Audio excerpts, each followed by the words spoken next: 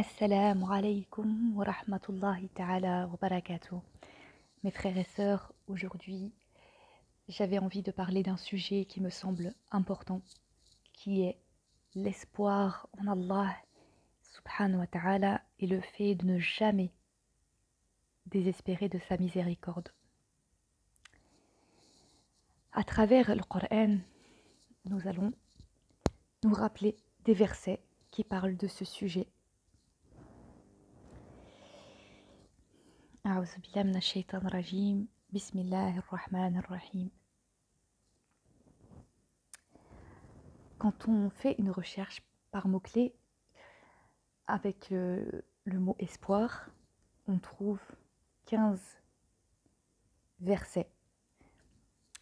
Donc je vais vous les lire, Inch'Allah, et c'est un rappel pour nous. Bismillah. Surat 4, An-Nisa, verset 119.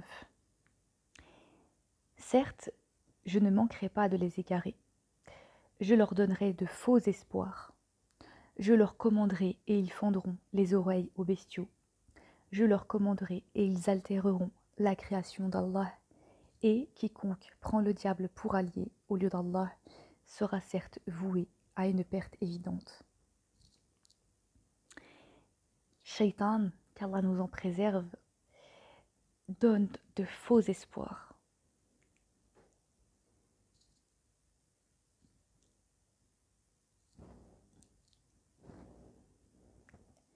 Surat 4, An-Nisa, verset 120. Il leur fait des promesses et leur donne de faux espoirs. Et le diable ne leur fait que des promesses trompeuses. Surat Al-Araf, verset 56.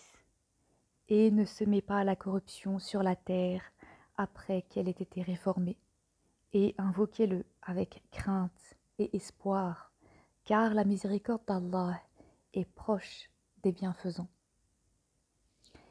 Alhamdulillah, Allah nous fait cette exhortation, invoquer avec crainte et espoir, car sa miséricorde est proche des bienfaisants.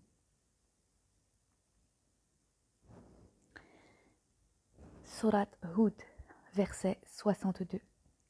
Ils dirent: Ô Salih, tu étais auparavant un espoir pour nous. Nous interdirais-tu d'adorer ce qu'adoraient nos ancêtres? Cependant, nous voilà bien dans un doute troublant au sujet de ce vers quoi tu nous invites. Surat Yusuf, verset 80. Puis, lorsqu'ils eurent perdu tout espoir, ils se concertèrent en secret. Leur aîné dit: Ne savez-vous pas que votre père a pris de vous un engagement formel au nom d'Allah et que déjà vous y avez manqué autrefois à propos de Joseph? Je ne quitterai point le territoire jusqu'à ce que mon père me le permette ou qu'Allah juge en ma faveur, et il est le meilleur des juges.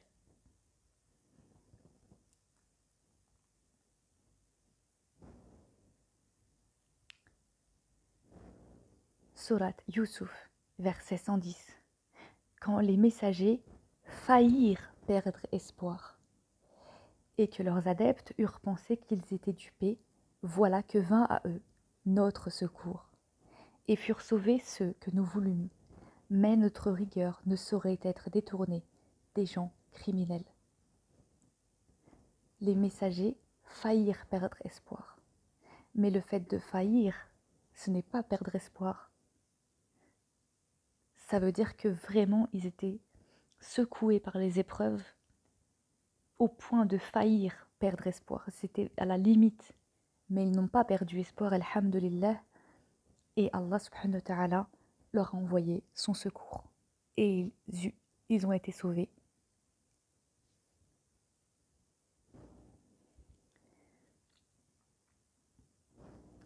Surat Ar-Ra'd, verset 12. C'est lui qui vous fait voir l'éclair, qui vous inspire crainte et espoir. Et il crée les nuages lourds. Subhanallah, on a déjà vu le verset qui parlait aussi du fait d'invoquer Allah subhanahu wa ta'ala avec crainte et espoir. Ça veut dire que quand on demande à Allah subhanahu wa ta'ala, dans son cœur, dans son être, il faut à la fois vivre, ressentir la crainte du Seigneur, bien sûr, mais en même temps espérer en lui, espérer en sa miséricorde. Le fait d'espérer, ça ne veut pas dire qu'il ne faut pas craindre Allah subhanahu wa ta'ala, craindre sa majesté, son châtiment, mais il faut aussi espérer en sa miséricorde, car Allah il nous dit qu'il ne faut jamais désespérer et que nous verrons plus tard dans d'autres versets, Inch'Allah, qu'il dit qu'il n'y a que les mécréants qui désespèrent de sa miséricorde.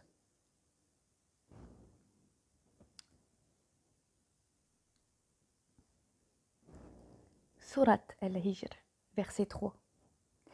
Laisse-les manger, jouir un temps et être distraits par l'espoir, car bientôt ils sauront.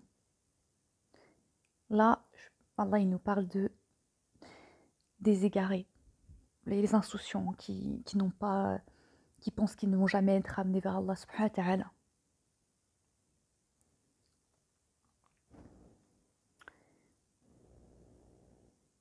Surat al-Isra, verset 73. Ils ont failli te détourner de ce que nous t'avions révélé, dans l'espoir qu'à la place de ceci, tu inventes quelque chose d'autre et l'imputes à nous, et alors ils t'auraient pris pour ami intime. Ils ont failli, ils n'ont pas réussi, alhamdulillah, Allah l'a protégé.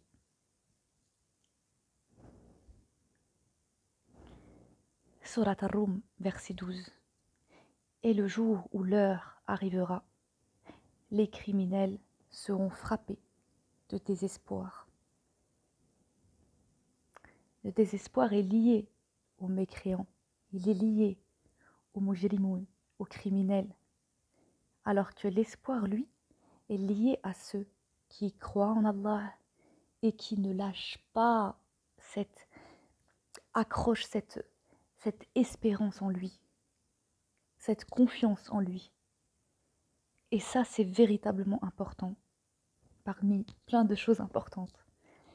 Subhanallah.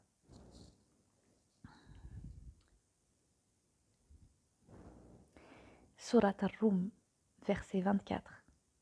Et parmi ces signes, il vous montre l'éclair avec crainte de la foudre et espoir de la pluie, et fait descendre du ciel une eau avec laquelle il redonne la vie à la terre après sa mort. Il y a en cela des preuves pour des gens qui raisonnent.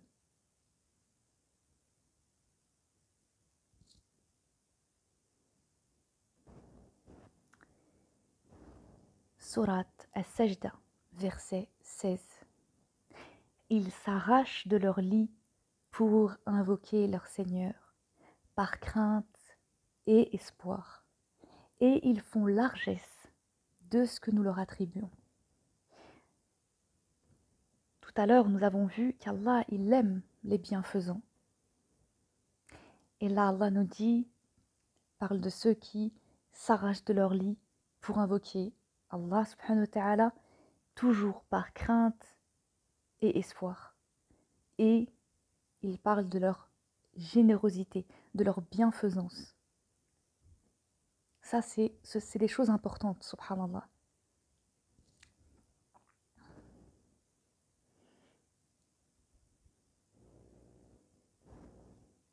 Surat Yasin, verset 74. Et ils adoptèrent des divinités en dehors d'Allah dans l'espoir d'être secourus. Malheureusement, les autres divinités, vu qu'elles sont fausses, il n'y a qu'Allah qui peut secourir qui que ce soit. Ils ont placé leur espoir dans des choses inexistantes. Subhanallah, qu'Allah nous en préserve.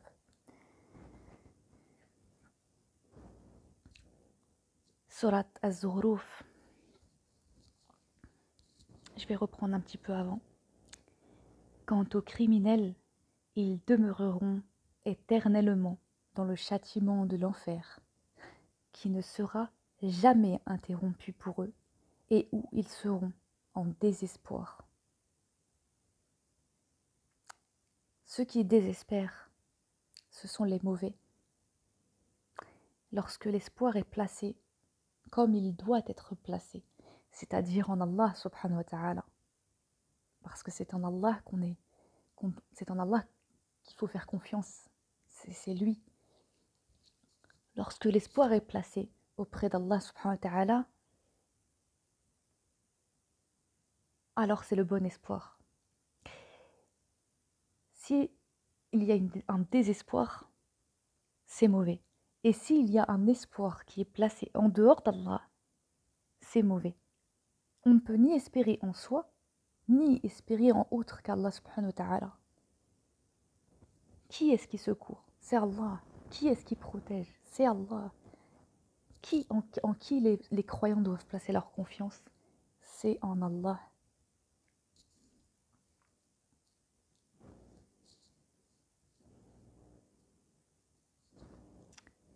Surat al-Hadid, verset 14. N'étions-nous pas avec vous? Leur crieront-ils. Oui, répondront les autres. Mais vous vous êtes laissés tenter, vous avez comploté contre les croyants, et vous avez douté, et de vains espoirs vous ont trompé, jusqu'à ce que vint l'ordre d'Allah. Et le séducteur, le diable, vous a trompé au sujet d'Allah. Qu'Allah nous préserve de ces ruses. Voilà, ici on parle des vains espoirs. Et on revient, subhanallah, le dernier verset par rapport à notre recherche. Il nous renvoie aux faux espoirs par lesquels on commence. Les faux espoirs de Shaitan le banni, les fausses promesses et ainsi de suite. Et donc, tout ça pour vous dire, c'est juste un rappel, hein, je prétends pas vous faire découvrir ou vous apprendre quoi que ce soit. Mais voilà, j'avais envie de partager ça parce que je pense que c'est très très important, à mon sens. Enfin, c'est un sujet pour moi important, mais parmi plein de choses, subhanallah, importantes. Parce que voilà, pourquoi j'ai voulu vous parler de ça? C'est parce que parfois, lorsqu'on va commettre des péchés, lorsqu'on va se sentir avoir une baisse de foi, lorsqu'on va se sentir triste ou dépassé ou voilà. Et la période actuelle, elle est difficile, mais subhanallah, mes frères et sœurs, c'est rien à côté de ce qui nous attend si Allah nous donne vie, nous prête vie. Et il faut justement se préparer aux épreuves qu'Allah il va nous donner si on est encore en vie. Ça, seul Allah le sait. Mais celui qui est, entre guillemets, sage, à mon sens, c'est celui qui se prépare. Même si, bien sûr, il ne sait pas combien de temps il va vivre, il ne sait pas ce qu'il va vivre. Mais Allah subhanahu wa ta'ala veut que nous essayions de nous améliorer. Et donc, l'espoir qu'on a en lui, la confiance qu'on a en lui, la foi, subhanallah, qu'on a en lui, on n'a jamais trop de foi, on n'a jamais en Allah, on n'a jamais trop d'espoir en Allah. Ça, c'est quelque chose que, autant Allah, il n'aime pas l'excès, mais autant, subhanallah, le fait d'être pieux, on ne le sera jamais assez. On est d'accord sur ça, enfin, je ne sais pas ce que vous en pensez. Et par rapport au système dans lequel on est actuellement, par rapport aux tentations de Iblis le banni et de le Dajjal qui sortira quand Allah le permettra, forcément ils vont essayer de jouer sur nos failles, sur nos faiblesses.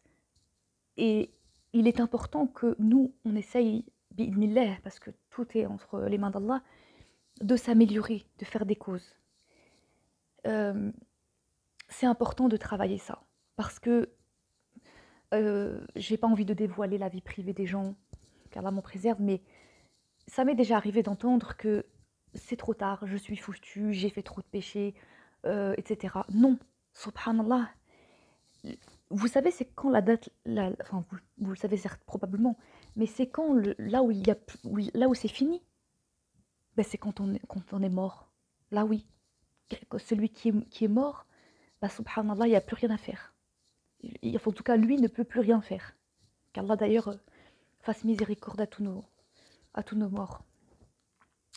Mais quand vous êtes encore en vie, Allah il a cette miséricorde de nous donner encore ce souffle de vie. Ce temps qu'Allah il nous accorde, c'est justement pour l'adorer, pour faire du khair, pour se racheter, pour se réformer, pour demander pardon, pour se remettre en question sur nos choix, sur nos erreurs, sur nos oublis. Faire cette introspection. Le temps, il est précieux. Et ce temps qu'Allah nous accorde, il est fait justement pour demander à Allah de nous rendre plus forts aussi. Quand je dis plus forts, ça peut être physiquement parce que le combat à un moment donné il va être physique aussi, mais d'abord c'est spirituel, c'est d'abord le cœur. Si la foi elle est forte, ça va forcément donner un élan au corps, le corps quel qu'il soit, subhanallah. Celui qui a l'élan de la foi, subhanallah, ça me fait penser à Daoud alayhi salam avec Goliath. Est-ce que Daoud alayhi salam il a considéré la taille de Goliath? Non. Enfin, j'y étais pas, qu'Allah me pardonne de m'avancer, mais je pense que il n'a considéré que la confiance qu'il avait en Allah subhanahu wa ta'ala. Voilà. On sera jamais trop fort par rapport à ce qui va arriver ou à ce qui arrive déjà.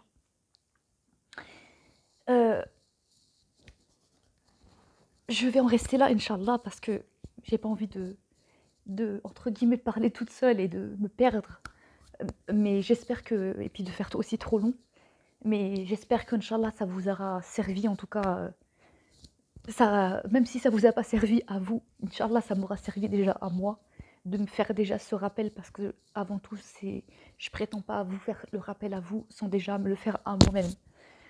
Et voilà, qu'Allah fasse en sorte que jamais on ne désespère de sa miséricorde, quoi qu'il arrive, parce que, quel que soit là où on tombe, eh bien, tant qu'Allah nous permet de se rappeler de lui et d'avoir encore le souffle de vie, eh bien rien que ça nous permet de lui demander pardon, ça nous permet de lui demander miséricorde et protection et secours et aide. Mais ensuite, ah oui, c'est ça que je voulais aussi ajouter, alhamdulillah, c'est qu'Allah il aime les efforts. Alors, espérer en Allah, oui, avec crainte, oui, et ça me refait penser d'ailleurs à ce qu'il dit Allah subhanahu wa ta'ala quand il parle du fait d'être généreux, d'être bienfaisant. Voilà. Il faut espérer en Allah, mais il faut pas rester là à attendre aussi. Il faut mettre en place des actions. Voilà. À notre niveau. Et chacun selon ce qu'il peut. Et voilà. Sur ce, mes frères et sœurs, assalamu alaikum wa rahmatullahi ta'ala wa barakatuh.